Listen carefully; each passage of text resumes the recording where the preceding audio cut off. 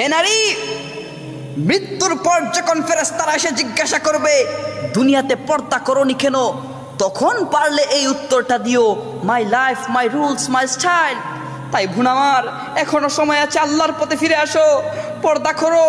খোসাবিহীন একটা চকলেটে হাজার পিঁপড়া জমাট করে। যেই ছেলেটা তোমাকে দেখে মজা নিচ্ছে, তোমার দেহ দেখে তোমার প্রশংসা করছে, সেই ছেলেটাও কিন্তু বিয়ের সময় একজন পর্দাশীল মেয়ে খুঁজে। আল্লাহ আমার সকল বোনদেরকে বুঝার এবং পর্দা করার তৌফিক দান করুক।